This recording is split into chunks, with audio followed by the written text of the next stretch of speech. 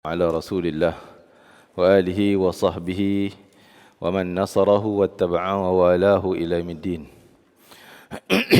نوينا التعلم والتعليم والتذكر والتذكير والنفع والانتفاع والإفادة والاستفادة والحث على التمسك بكتاب الله وسنة رسول الله والدعاء إلى الهدى والدلالة على الخير ابتغاء مرضات الله وقربه وثوابه ومغفرة ورضوانه وحسن الخاتمة عند الموت ورفع درجات في الجنة ومرافقة سيدنا محمد صلى الله عليه وآله وسلم وابتغاء شفاعة يوم القيامة على هذه النية وكل نية صالح شامل خيرات الدنيا والآخرة وإلى حضرة سيدنا محمد صلى الله عليه وآله وسلم. الفاتحة. أعوذ بالله من الشيطان الرجيم. بسم الله الرحمن الرحيم. الحمد لله رب العالمين الرحمن الرحيم مالك يوم الدين إياك نعبد وإياك نستعين اهدنا الصراط المستقيم صراط الذين أنعمت عليهم غير المغضوب عليهم ولا الضالين آمين. Kita sambung pengajian daripada kitab Al-Adabul Mufrad, jilid yang kedua ni, hadis yang ke-410. Hadis marfu'. Dalam tajuk apa ni ya? Dalam tajuk Asyahna, dendam. Masih simpan dendam. Muka surat 90. Muka surat 90. Tajuk dendam syahna. Jadi syahna ni satu perkara penghalang. Saya sebut dulu ada penghalang-penghalang doa kan. Salah satunya syahna, dendam. Dendam, dan dendam bukan kita sedih geram tu.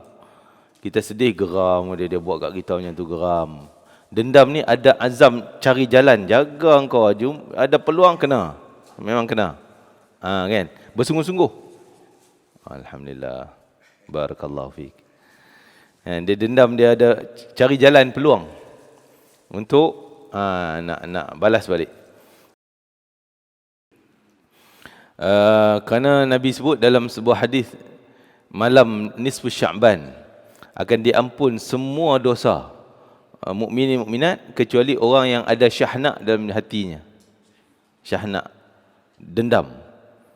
Ada yang ni memang tak dapat keistimewaan keampunan pada malam tu, termasuk malam Lailatul Qadar. Sekali lagi Nabi sebut tentang orang yang dikecualikan daripada keampunan Allah pada malam tersebut adalah orang yang ada sifat syahna. Masih simpan dalam, jaga, aku bulan depan aku balas balik, ada peluang aku balas balik kan. Kalau ada, wajib bersihkan, astaghfirullah, minta ampun. Geram tu tak boleh hilang.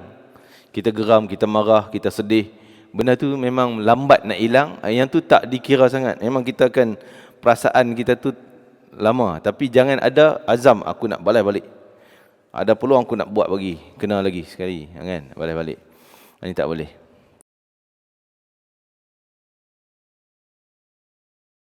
Sehingga dia juga terhalang daripada syahid. Syahna ni terhalang daripada syahid. Nabi sebut, sahabat tanya, ya Rasulullah, kalau orang tu keluar perang kerana nak balas dendam. Balas dendam lah kan, dendam. Ataupun seorang tu keluar nak tunjuk hebat dia main pedang, tangkas, hero dia. Ataupun keluar kerana perasaan marah. Mana satu dikira jihad fi sabilillah? Nabi kata tak, semua tak ada, kecuali keluar semata-mata nak mengangkat nama Allah. Ini dikira jihad fi sabilillah semata-mata. Tadi kerana dendam, nak balas dendam, tak ada, tak dikira jihad. Walaupun dia pergi perang, katalah dia terbunuh, syahid tak? Terhalang syahidnya. Syahid namanya syahid dunia aja. Nama nampak rupa syahid, tapi pahalanya tak ada di sisi Allah Taala. Kerana terhalang dengan syahna tadi. Dendam ni bahayalah, banyak halangannya. Banyak, bukan halangan, maksudnya dia jadi penghalang kepada keistimewaan keampunan Allah, keistimewaan yang banyak. Tak boleh ke? Pasal yang tanya tadi bukan pergi perang lawan orang Islam. Tadi yang tanya, ya Rasulullah, kalau orang tu keluar perang tu perang orang kafir, dendam. Sebab orang kafir bunuh bapak dia dulu dalam perang kan, Badar ke, dia pergi nak balas dendam lawan orang kafir. Dikira syahnak juga. Kan? Jadi kita perang untuk apa? Untuk angkat nama Allah. Untuk Islam naik tinggi, dijulang tinggi. Bukan pribadi, bukan geram dendam. Tak. Bunuh Abu Jahal tu bukan kerana dendam dulu, tapi kerana dia kafir. Kerana dalam perang Badar. Kan? Dan kita memang perang takkan tak marah kot. Marah musuh. Tapi bukan marah pribadi. Ini marah kerana Islam. Dia hancurkan Islam. Dia kutuk Islam. Dia hina Nabi. Kerana Allah, itu dikira ikhlas. Jihad. Kan? Contoh, dua orang anak muda bunuh Abu Jahal tu. Dia bukan bunuh mati. Dia memang nak bunuh, tapi dia cantai sekali, Abu Jahal dah cedera, dia lari. Tapi orang lain yang bunuh Abu Jahal, Abdullah bin Mas'ud. Jadi dua anak muda ni, dia pergi cantai. Kenapa? Dia geramnya bukan geram pribadi. Geram kerana Abu Jahal ni sakiti Nabi. Itu macam dendam, kan? Macam dendam. Tapi bukan pribadi. Bukan kerana dia buat ayah aku, mak aku. Tak. Pribadi tolak tepi. Tak. Kalau kita macam dendam, nak balas balik, tapi kerana dia bermusuh agama, kerana nak pertahankan agama kita. Tu nak pertahankan nama Nabi, termasuk pertahanan agama. Kan? Contoh katalah, yalah macam itulah lebih kurang kan. Nak buat contoh banyak sangat pula. Macam itulah. Jadi bila dendam kerana Nabi, dia sakiti Nabi, aku geram, aku nak balas balik. Dendam, tapi kerana nama Islam, nama Nabi, nama Quran. Itu li'ala'i kalimatillahi hiyal uliya, kata Nabi. Yang semata-mata nak angkat, nak bersihkan nama Allah, bagi tinggi nama Allah. Yang ni tak dikira dendam yang menjadi penghalang tadi ni. Ini dendam yang dibolehkan. Jadi tadi saya nak cerita dua orang anak muda tu kan. Namanya Mu'adh bin Amru, seorang lagi Muawwidh bin Afra. Budak belasan tahun, 18 tahun, 19 tahun. Belasan tahun. Dialah yang mula cantas kaki, tebas betih dengan paha Abu Jahal. Dua orang ni kata, dia tanya Abdurrahman bin Auf. Abdurrahman duduk ni, budak sebelah kiri kanan. Mu'adh bin Amru, seorang lagi Muawwidh bin Afra. Dua ni anak muda. Dia tanya, pakcik, ya am tu pakcik lah, panggil pada Abdurrahman bin Auf. Abdurrahman mula rasa tak selesa. Alamak, budak-budak duduk sebelah ni. Ni perang ni. Budak sebelah dia risau. Dia macam mana nak jadi bodyguard dua orang budak ni. Tak tahu budak tu panggil, pakcik, kenal tak Abu Jahal? Dia orang Madinah tak kenal Abu Jahal. Abdurrahman kenal lah. Kenal. Boleh tak nanti bagi tahu Abu Jahal pakai macam mana, rupa macam mana, kami nak bunuh dia. Kenapa? Kami dengar dia jahat sangat pada Rasulullah sekian, kami nak bunuh dia. Aku nak bunuh dia ni yang kanan ni. Kan? Tapi rahsiakan, dia minta rahsia. Baik, aku bagi tahu nanti. Sebelah pula, pakcik.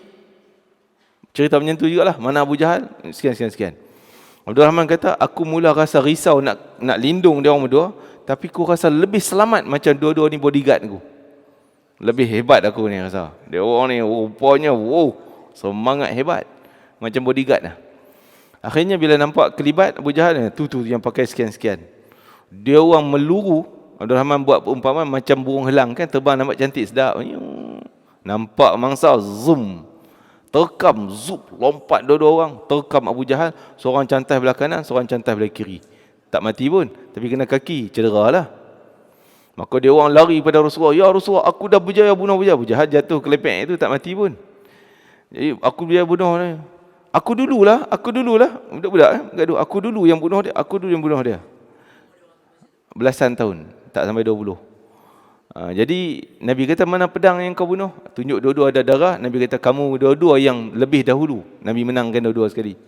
Kan? Seronok dia, happy dapat. Budak-budak kan. Jadi tadi ni Abu Jahal memang menyawa lagi. Datang Abdullah bin Mas'ud juga kerdil. Abdullah bin Mas'ud ni orang kerdil, kecil.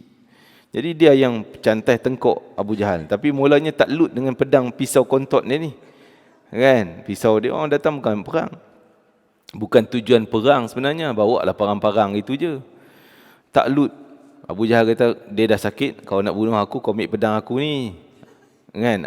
Dia angkat pedang Abu Jahal punya berat. Letak pun boleh potonglah tengkuk Abu Jahal dengan pedang dia sendiri. Kan? Bawalah kepala pada Nabi, ini tunjuk Abu Jahal. Nabi kata inilah Fir'aun umatku ini. Fir'aun dalam umatku. Nabi istilahkan Abu Jahal. Nah, sebab dua orang tadi ni bukan dendam peribadi, tapi dendam kerana Nabi. Nak balas dendam kerana Nabi SAW. Okey, kita tengok hadis 410 daripada Abu Hurairah radhiyallahu anhu. Beliau telah berkata, Rasulullah SAW telah bersabda, hati-hatilah kalian, iyyakum az-zann, terhadap prasangka. Zan ni sangka-sangka, agak-agak.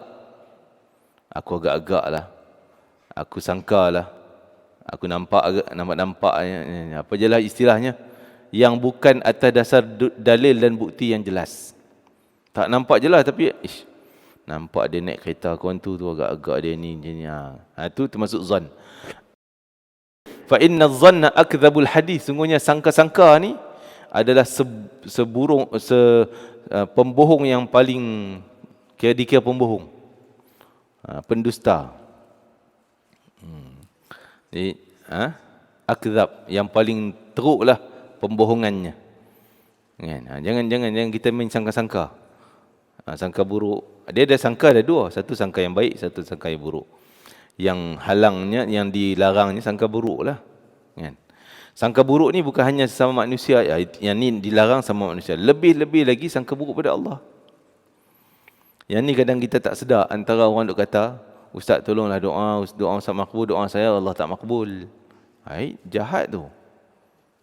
Kan Allah kata, kau doa aku makbul. Maksud janji Allah dah. Jadi seolah kita kata doa saya Allah tak makbul.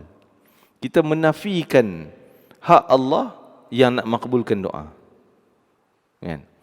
Jadi kita boleh minta orang lain doa kan untuk apa yang kita hajat. Tapi jangan kata doa kita tak makbul. Kan?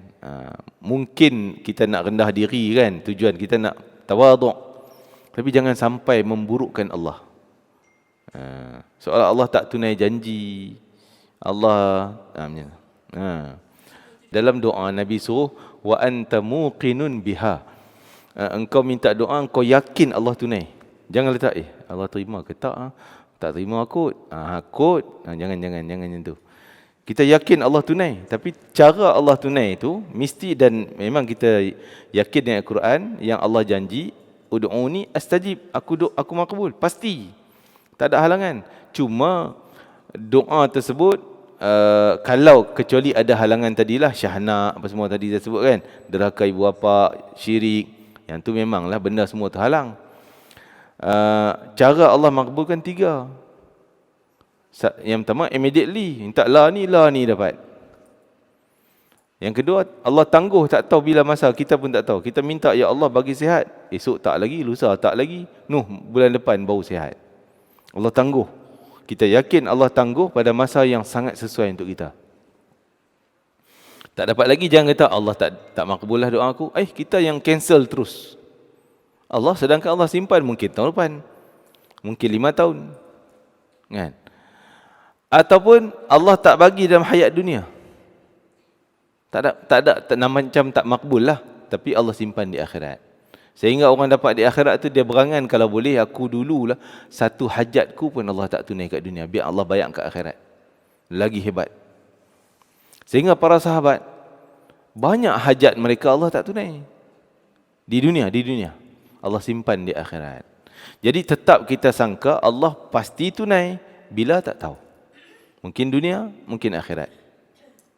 Tak dapat lah ni, kan? Kan saya sebut dulu, kita ni dapat doa istighfar dari macam-macam sumber. Tu imam doa, imam Masjid Haram doa mukminin mukminat, masuk kita sekali. Pokok binatang doa untuk kita istighfar. Malaikat doa untuk orang mukmin, ampun dosa, terampun dosa mukmin. Semua dapat, kecuali ada yang sifat jadi penghalang. Allah halang, tak bagi sampai. Tadilah syiriknya, derhaka ibu bapa, termasuk syahnak. Wal'iyadzubillah. Kan? Kalau kita masih terlintas, aku dulu pernah sebutlah, aku nak balas dendam balik, cepat-cepat padam. Istighfar, minta ampun, taubat. Zon, jangan sangka-sangka, kerana sangka ni apa kita nak sebut, mana terjemahan dia? Jangan kalian menambah, mana dia? Prasangka ada sedusta-dusta perkataan. Paling bohong lah. Sangka ni jangan percaya. Kan? Wala tanajashu, janganlah kalian menambah-nambah harga barang. Kan? Menambah macam mana? Kita dah cakap 100, lepas tu dia main esok 150. Dengan dia juga. Kan? Dia nak bayar 150, dah 200. Macam mana naik pula itu? Tapi kalau kita berniaga di sini RM100, berniaga di kedai sewa mahal tu RM150. Itu tak ada masalah. Sebab sana dikira kos sewa kedai, orang gaji, kan? Sini kita contohnya tak ada lah kedai bawa mai gitu-gitu, mungkin harga dia lain. Yang tu menambah harga sana kerana lain. Yang dilarang ni tadilah janji hari ni okey, jual ni 100. Duk kejap cakap-cakap 150 pula. Cakap-cakap 200 dah pula. Lain macam kan. Itu tanajashu. Lelong tu jadi khilaf ulama. Sebagai mengatakan sistem lelong haram sebab dia naik termasuk yang ni. Wallah alam tu kena detail lagi lah kan. Saya pun tak pasti bab muamalah banyak benda ni tak tahu.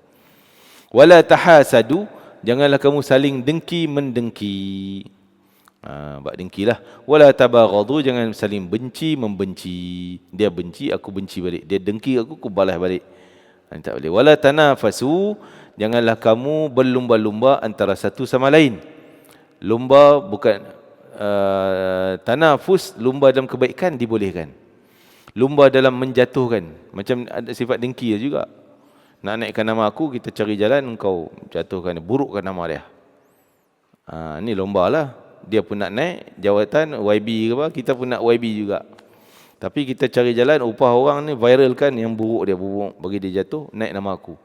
Ini termasuk tanafus yang dilarang. Adapun tanafus lomba-lomba tapi dalam kebajikan, dia sedekah 1000, aku nak bagi 1100. Itu tak apa, kita tak jatuhkan dia, kita tak burukkan nama dia. Nak naik kita ni, bila burukkan orang lain, itu lomba yang jahat. Tapi kita nak naikkan, kita buat lagi baik. Dia tetap buat yang baik, dia punya, kita tak kacau. Cuma kita, orang kata apa, lagi hebat, memperhebatkan kita punya production kita, kebaikan kita dan sebagainya. Itu tak apa dalam lomba tu. Seperti lomba Abu Bakar dengan Omar nak sedekah. Lomba para sahabat, dia buat banyak, aku nak buat lagi lebih. Kan? Wala tadabaru, janganlah saling kamu bermusuhan. Ni musuh-musuh. Wa kunu ibadallahi ikhwanan, jadilah kalian sebagai hamba Allah yang bersaudara. Masya-Allah. Apa ni, jadikan saudara ni, masya-Allah. Ini akhlak orang mukmin yang sangat hebat. Akhlak mukmin. Kita duduk dalam masyarakat ni tak berapa rasa sangat kita ni macam saudara kan.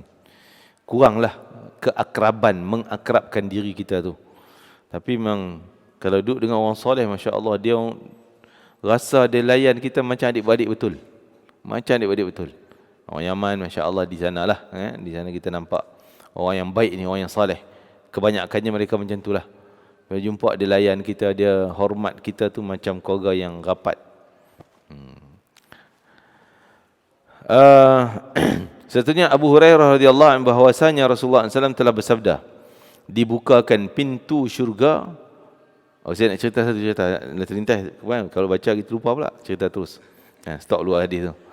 Masa saya pergi ke Syria, nak cerita dia orang layan kita sungguh macam adik-beradik betul. Kan? Syria, pergi Syria dengan Syekh Fahmi Zamzam rahimahullah taala, dan juga sahabat-sahabat yang lain lah, 4-5 orang kita pergi. Kami daripada Damsyik nak pergi ke Halab, jauh lebih kurang 400 km kot. Kan? Macam pergi Kedah lah.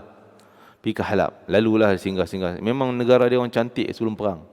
Pergi ke Halab, atas kenalan orang Syria Damsyik ni, kita beritahu kami nak pergi Halab, tapi tak tahu nak duduk mana, ada hotel ke tak, tanya. Dia kata tak, aku ada kawanku, saudara aku. Tak apa, aku bagi tahu dia. Kau duduk rumah dia. Alamak, kita ingat rumah banglo besar lah kan. Dia sanggup nak layan. Kami 10 orang ni.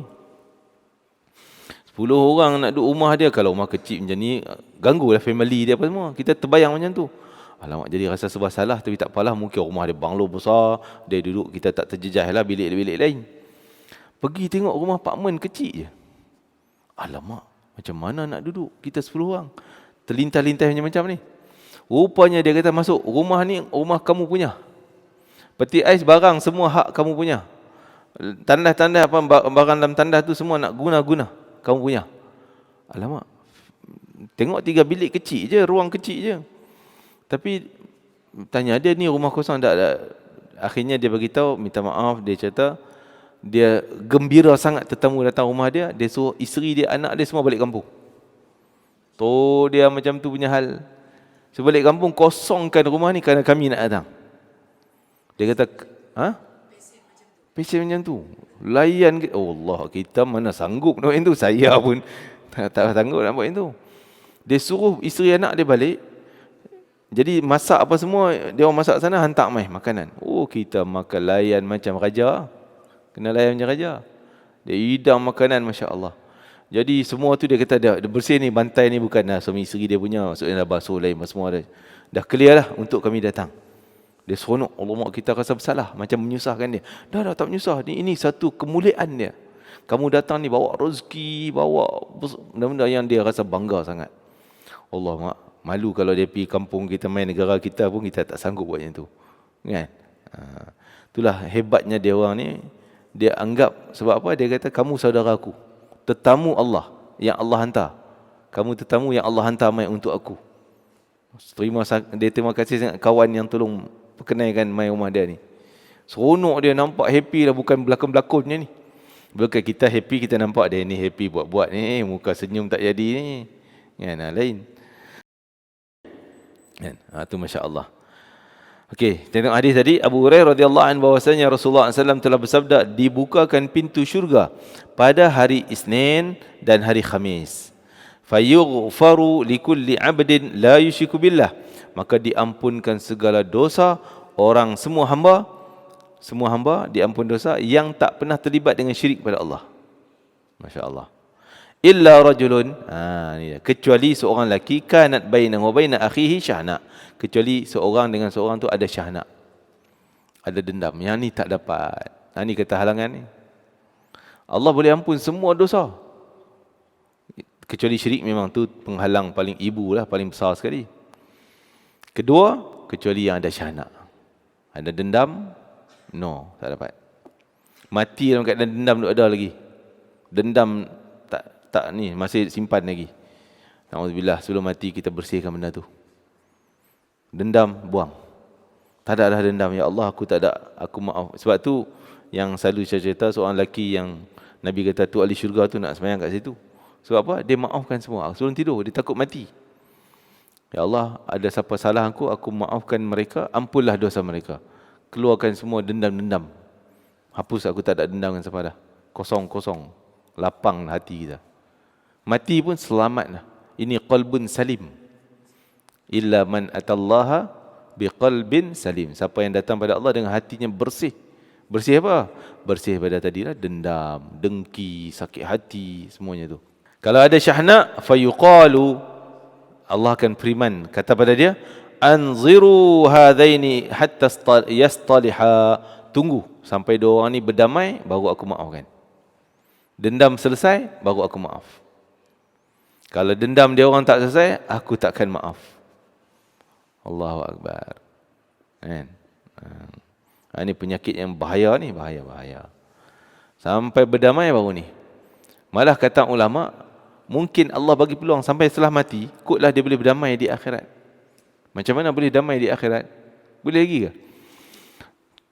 Ada orang yang dituntut pahala. Kan? Dia tuntut pahala. Wahai fulan, engkau dulu pernah bergaduh dengan aku. Ada dendam tu, dia nak balas balik. Hari ni aku nak minta pahala balik. Mai. Pahala bayaran. Kalau kita di dunia minta saman malu lah. Kan? Dia minta saman dia, saman pahala. Kau kena bayar pahala. Kau fitnah aku, sebar gambar aku dulu ni. Kira dia macam balas dendam lah, nak ambil balik. Kan? Tuntut balik. Jadi, maka Allah sayang pada mereka berdua ni. Allah tak ampun lagi pasal ada dendam tu. Okay?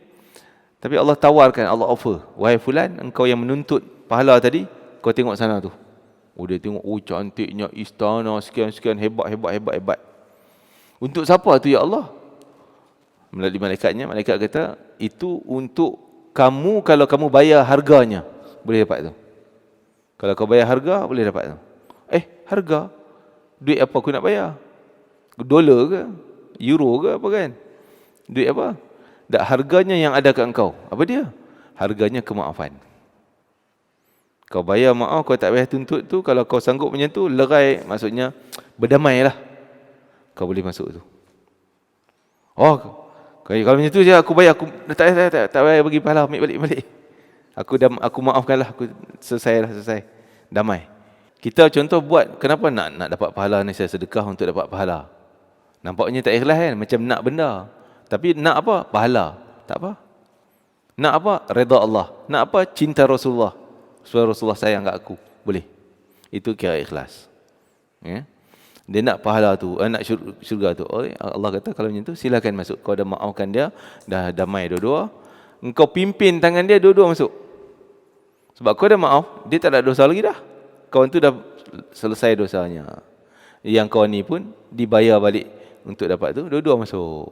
Allah Akbar. Sampai akhirat Allah tunggu bagi peluang damai tak damai. Damai tak damai. Tak damai, tak ampun. Tak dapat istimewa keampunan semua dosa tadi. Damai, selesai. Syurga terus. Kita takkan nak tunggu akhirat baru nak damai. Sebelum mati ya. Kan? Awal-awal kawan ni nak berdamai di akhirat, ketika di mahsyar, tentulah kubur mungkin dah terseksa dosa, seksa. Berapa ribu tahun dalam kubur kita pun tak tahu. Sebelum bangkit mahsyar.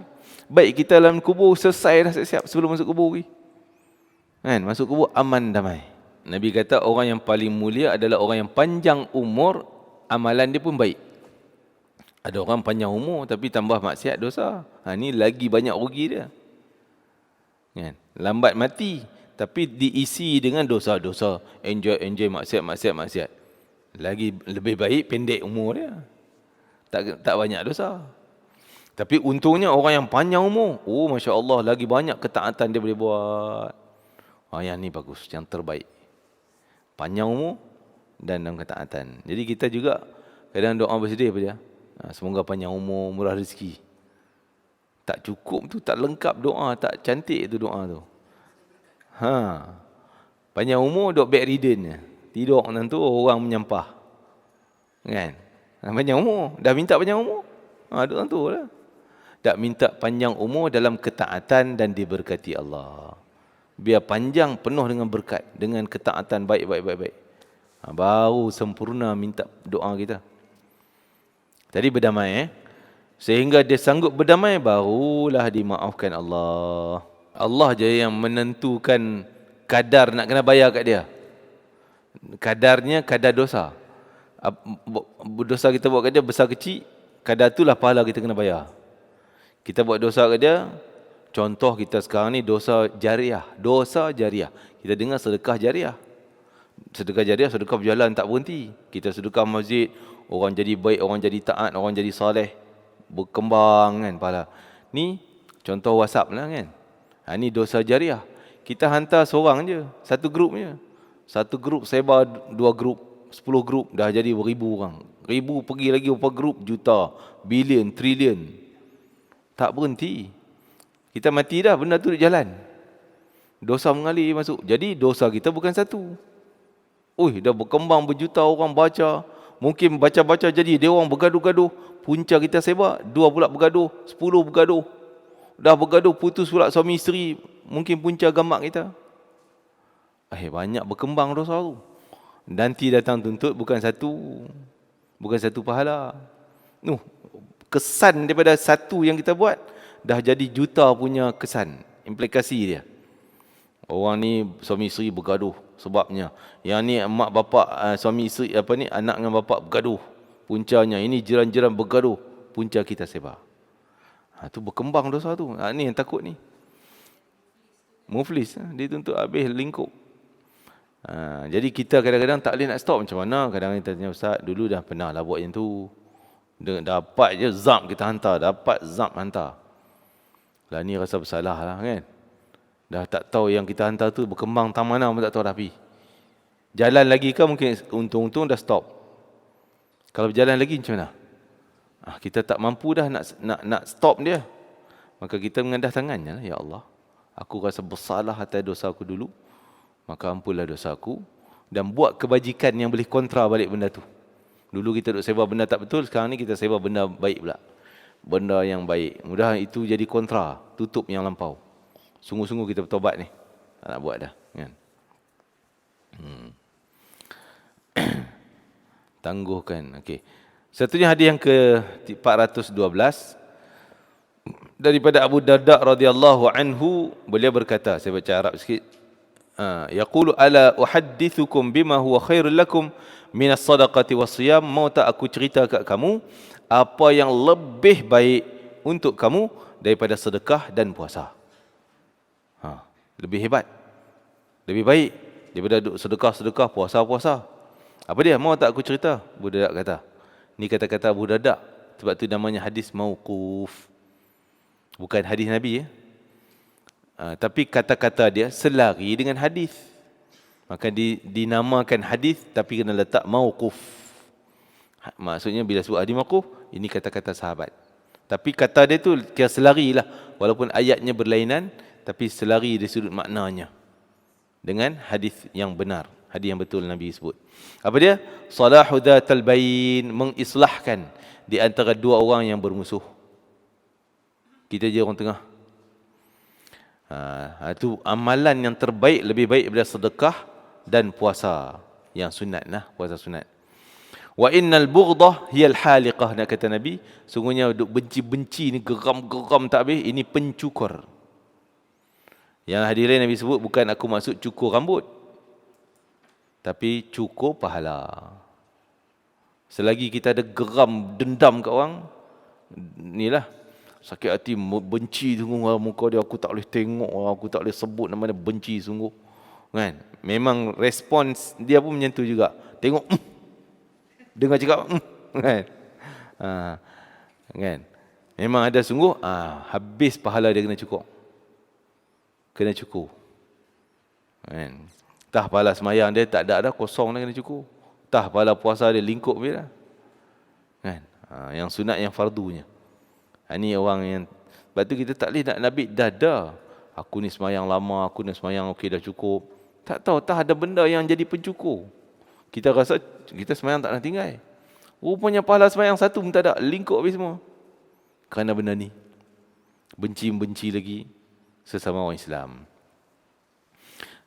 Allah Akbar. Pencukur.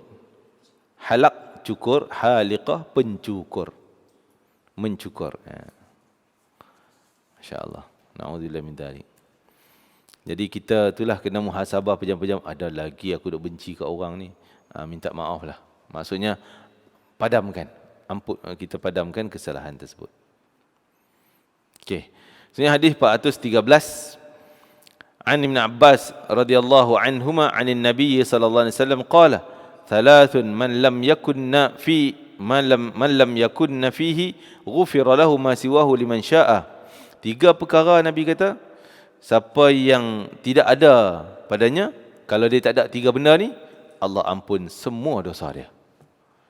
Ma siwahu liman syaa, pada siapa saja yang Allah nak ampun, Allah boleh ampun semua. Kalau ada tiga benda ni, habis. Ni penghalang, tak dapat keampunan. Apa dia yang pertama? Man mata la yusyriku billah. Siapa yang mati tak terlibat syirik, Allah ampun dosa. Kalau ada syirik, habis. Dosa dia tak terampun. Na'udzubillah. Mudah-mudahan kita terhindar daripada syirik. Walam yakun sahiran yattabi'u saharah. Dan yang kedua, orang yang tak buat sihir. Apa dia yattabi'u saharah tu? Mana dia? Siapa yang dikehendaki dan siapa mati ia dalam keadaan tidak menyekutu Allah dalam sesuatu, ia bukan penyihir yang mengikut para ahli sihir. Taat dengan ahli sihir. Buat ni, tanam benda ni, tanam. Buat apa lagi? Tuang air ni ke apa, sihir dia, buat. Kan? Tapi kena sembelih, minum darah lembu, minum. Taat. Ni.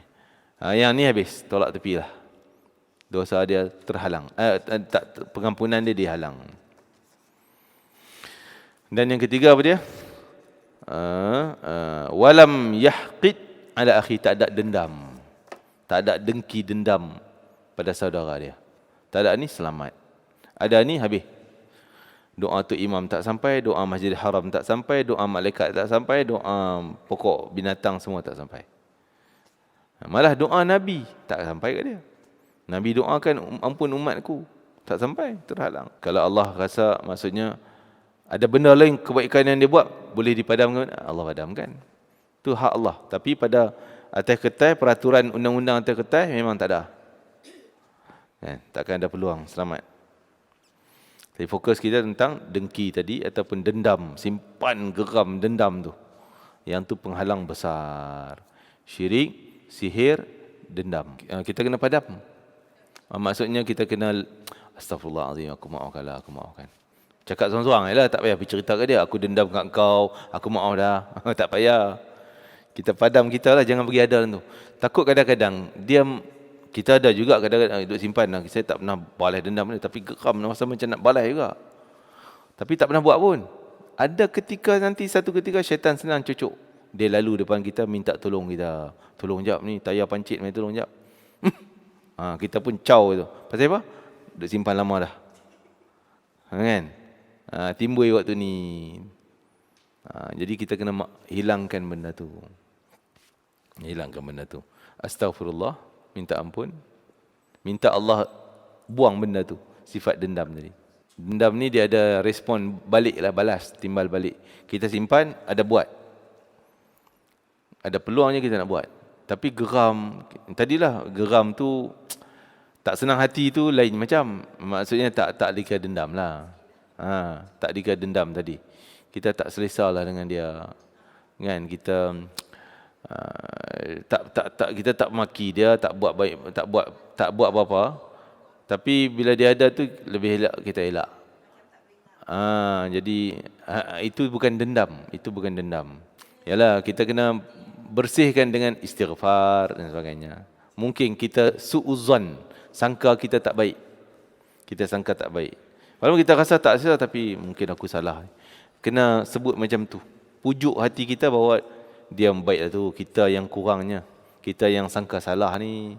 Kita nampak silap ni, mata kita nampak benda lain. Kan? Anggap macam tu je lah. Ada hasad dengki yang bukan dendam. Ada dendam yang timbul dengki. Kan? Menyimpan dan dia buat balik. Buat balik. Jadi kadang-kadang dengki ni macam mana? Dengki ni dia tak dendam kadang-kadang, tapi dia nak buat bagi kena. Contoh, saya nak jadi YB, ni nak jadi YB. Kita tak bergaduh pun sebelum ni. Dia parti lain, kita parti lain. Cuma kita, orang kata, ada perancangan supaya malukan dia. Dia mungkin tak ada dendam, tapi dia buat serangan-serangan.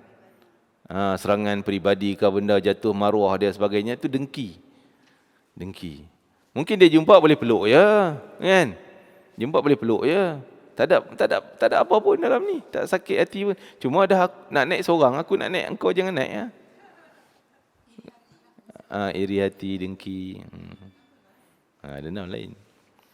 Tapi ada dendam yang terlibat dengan dengki. Tadilah kita geram dengan dia, jaga satu hari aku nak buat kena. Nak kenakan hang. Balas balik. Balas. Tiba-tiba ada perbuatan-perbuatan yang dikira juga dengki. Wallahu a'lam. Satu lagi. Innal Islam yujzi'u minas sarmi. Bab pada menyatakan bahawa memberi inna salam ke Islam, inna salam. Dan memberi salam itu boleh menghapus, memadam, terlepas daripada dosa tak mau tegur. Dosa dendam tadi sikit sebanyak. Kita duduk dendam kena geram aku. Assalamualaikum. Waalaikumsalam. Peluk pula. Lerai. InsyaAllah lerai. Kan? Boleh manis muka, boleh bagi salam dan sebagainya. Walaupun ialah yang tak senang hati itu ada hari kita macam tak suka dengan dia. Tapi nak hapuskan kedendaman tadi ni, kita berpeluk dia, bersalaman dengan dia, bagi salam dan sebagainya. Boleh hapus. Sayyidina Abu Hurairah radhiyallahu anhu qala sami'tu an-nabiy sallallahu alaihi wasallam, aku pernah mendengar baginda Nabi sallallahu alaihi wasallam sabda, yaqulu la yahillu li rajulin an yahjura mu'minan fawqa thalathati ayyam. Tak halal bagi seorang lelaki, maksud berdosalah, bagi seorang lelaki dia memulau saudara mukminnya lebih pada 3 hari. Kita dah baca dulu hadis tu. Fa idza marrat 3 ayyam, kalau dah berlalu 3 hari tu, falyalqahu, hendaklah dia pergi jumpa orang tu. Kena pergi jumpa. Kena menghadap. Falyusallim alaih, bagi salam cukuplah. Hendaklah dia bagi salam pada orang tu. Fa in radda alaihi salam, kalau dia jawab salam, faqad ishtaraka fil ajri, dua-dua Allah bayar pahala. Pahala berdamai, pahala silaturahim. Wa illam yuraddu alaihi, kalau tak jawab salam, kawan tu tak jawab, faqad bari'al muslim minal hijrah, maka si yang bagi salam ni terlepas daripada dosa pulau. Dia tak terlibat dah, kawan tu tanggung lagi, kawan yang tak jawab salam. Kalau dua-dua jawab, bagi salam dan jawab, Allah menilai lagi siapa lagi banyak pahala. Dua-dua dapat pahala, tapi siapa lagi banyak? Yang mula bagi salam, dia lagi banyak. Jadi supaya berebutlah mula-mula bagi salam. Jangan tunggu aku, kalau dia tak bagi salam aku tak nak bagi, tengok dia bagi tak. Tunggu. Dia tak bagi, aku tak bagi. Dia bagi salam baru jawab salam. Jadi dia sikit pahala, kawan yang bagi pahala, bagi salam tu lagi banyak. Kita niat lah. Maksudnya betul-betul bagi salam ni bukan main-mainnya. Jangan askomnya. Askom tak jadi. Assalamualaikum ke, kan? SKM ke? Tak boleh. Betul-betul lah. Assalamualaikum. Yang ayat betul. Jadi saya pernah ditegur lah satu Habib. Dia kadang-kadang mesej time kita kuliah-kuliah ni. Jadi bila saya tengok, macam tu orang kita tengok, ada mesej, nanti dia jawab. Lepas tu lupa. Mesej lain dah naik-naik, dia duduk bawah. Lupa nak jawab salam dia. Lepas tu dia kali ni, boy tak jawab salam. Allah Habib lupa minta maaf. Dia kata, salam dalam WhatsApp pun adalah sama dengan salam bagi ni. Jangan tak jawab. Walaupun dia tahulah dia main, kira tak niat bagi salam ke, tapi dia tulis, kita anggap dia bagi salam betul. Macam contoh, orang bagi salam dengan angkat tangan. Pernah dengar hukum angkat tangan? Contoh kita biasa dulu kampung-kampung, Assalamualaikum Haji. Jauh sana. Jadi ada orang kadang-kadang dia angkat tangan tak bagi salam. Tiba-tiba kita jawab, Waalaikumsalam. Dia tak bagi salam pun, dia angkat tangannya. Kita anggap macam dia bagi salam, kita jawab salam. Dia tak bagi, dia tak dapat pahala. Kita anggap macam dia bagi, kita jawab, kita dapat pahala. Dia mesej, Assalamualaikum, macam tu kan. Dia anggap dia bagi salam ni, walaupun mungkin dia tak berniat, mungkin mamai-mamai tekan mesej Assalamualaikum. Tak apa, kita tak dapat pahala jawab salam. Saya bagi salam, Assalamualaikum. Ada berapa? 20 orang ni. Tak wajib semua jawab salam. Tak wajib. Jawab, dapat pahala. Tak jawab, tak berdosa. Seorang, cukup satu orang yang mewakilkan jawab salam. Cukup lah. Kifayah memang, fardu kifayah. Orang jawab salam tu. Kan? Jadi kalau dalam grup bagi Assalamualaikum, bagi kan. Selamat pagi, Assalamualaikum semua tu. Kadang kita pun malas nak jawab. Adalah member seorang tu, Waalaikumsalam, okeylah. Kira tumpang dia punya salam dia. Kalau dia bagi cara peribadi, PM kita, Assalamualaikum. Kan? Kita jawab mulut, kita jawab, tapi contoh kita jumpa dua masuk pintu tu, kita, Assalamualaikum. Tak tahu kawan tu dia jawab pelan. Salam. Apa dia tak jawab salam aku ni? Bergaduh ke ni? Kan dah timbul syak lain. Jangan menyebab kita jadi sebab orang timbul keraguan lain. Ada hadis Nabi tegur sahabat yang tak jawab salam. Bukan tak jawab, dia jawab pelan. Nabi pergi rumah dia. Cerita panjang lah, saya ambil shot yang belakangnya. Pergi rumah, Nabi pergi salam. Assalamualaikum. Tak dengar tu rumah tutup. Tak jawab salam. Macam tak jawab. Nabi bagi lagi. Assalamualaikum warahmatullahi. Diam juga. Assalamualaikum warahmatullahi wabarakatuh. Baru dia jawab. Nabi kata, kenapa tak jawab tadi? Kan Nabi dah marah. Dia kata, ya Rasulullah, aku jawab. Tapi pelan-pelan nak bagi Nabi ulang 3 kali. Tapi tindakan dia jawab pelan tu macam Nabi kata tak jawab. Dah timbul keraguan, marah dan sebagainya. Jadi kalau kita ni, saya pun banyak silapnya. Kadang-kadang orang tanya, Ustaz boleh pergi tak? Dia pergi, Assalamualaikum. Ustaz boleh pergi tak? Kita jawab, boleh pergi. Tak jawab salam tu. Tengok, aku dah jawab tapi salam tak jawab. Kadang salamnya kemudian lah. Minta maaf. Kan? Kadang kita nak fokus tengok kereta orang. Itu lah. Jawab yang tu je. Jadi itu mudahan Allah tahulah kita punya cacatnya, kekurangan, Allah maafkanlah. Allah ampunkan. Kan? Wallahu ta'ala alam. Kan? Bab at-tafriqah bainal ahdath. Pada menyatakan akan datang kita sambung. memisahkan tempat di antara anak-anak muda yang belum mempunyai tanggungjawab dan bebanan. Nanti kita baca macam mana cerita dia. Wallahu ta'ala alam. Contoh kita doa, saya ucaplah terima kasih banyak-banyak, kami sangat hargai doa kamu dan Allah berkati. Bukan madai. Bergantunglah, ada orang dia bagi duit ke, dia bagi hadiah apa, dia beli barang bagi. Apa je lah yang menggembirakan yang kita mampu. Semuanya bergantung kadar kemampuan kita. Kadar kemampuan kita. Ada tuan rumah yang kata, bagi duit dia macam satu penghinaan. Bukan, saya tak nak, bukan sewa ni, saya tak nak bagi ni, nak bagi tinggal je. Kan? Yang tu jangan buat benda yang dia tak selesa. Dia tak selesa kalau kita bagi duit macam jadi sewa pula. Dia kata aku nak dapat berkat Allah, bukan nak ambil duit. Ada orang macam tu kan? Jangan buat macam yang dia tak selesa. Tengok dia punya respon. Dia kata tak payah, saya tak nak. Tak apalah. Kan? Bagilah cucu dia apa, letak kat dalam rumah ke macam mana kan. Tak, pulanglah apa. Yang penting apa je lah yang boleh menggembirakan dia balik. Kan? Masya Allah, terharu sangat. Kita memang tak mampu pun nak bayar balik jasa dia tu, yang bagi rumah sampai anak isteri pindah kampung ni. Siap makan pula tu. Kita tak bayar duit pun. Kita style kita tak apalah cari restoran. Dia malu berubah muka dia. Malu. Orang Arab kan, budaya orang Arab, kalau datang rumah dia tak makan makanan dia, aib sangat. Memalukan sangat. Kan? Jadi kita pun terima je lah. Dah dia nak bagi makanan, kita makan. Tapi bukan bagi cokia-cokia. Bukan ikan keringnya. Dia punya hidangan dia tahu je Haji. Dia upah orang main hidang. Orang lelaki lah. Sebab anak isteri dia, anak perempuan semua tak maulah nak hidang kan. Balik kampung dah. Mungkin kamu dekat, tak tahu lah mana. Tapi dia upah orang lain, order restoran, upah dengan orang sekali main hidang. Hidangan, ya Allah, tak habis nak makan. Jadi kita rasa malu, rasa bersalah. Tapi itu yang menggembirakan dia. Sebab tu kita kata memang orang Arab ni kalau dia pegang pada ajaran agama, yang betul-betul pegang pada ajaran agama, memang dia buat sesuatu yang kita rasa tak mampu nak balas balik lah. Tak mampu dah nak balas balik. Tak terbuat balik. Kalau datang rumah kita, kita kaya macam mana pun tak mampu nak layan macam tu. Kan? Allah, insya-Allah. Style kita pula, kita tak naklah nak hidang-hidang kat dalam rumah kita, takut kita bagi sikit-sikit, kita ajak jom pergi restoran. Dia orang rasa pelik. Bagi dia, alamak, macam tak suka aku datang rumah dia ke, dia ajak makan kat restoran. Tak layan elok. Kita nak layan bagi elok, ajak pergi restoran. Duduk rumah kot tak cukup tu, hidangan tak kena apa semuanya. Tak. Jadi itulah budaya. Sebenarnya cara dia orang tu lagi betul dan bertepatan dengan syariat Islam. Layan biarlah rumah, kerana bila dalam rumah, malaikat datang rumah kita apa semuanya.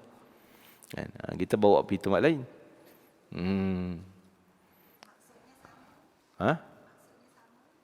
Maksudnya sama. Yalah, berkat rumah, kita tak ada berkat rumah kita. Kan? Tetamu mai rumah, malaikat datang rumah. Ni tetamu bawa pergi restoran, malaikat pergi restoran je lah. Lah rumah kita syaitan penuh itu.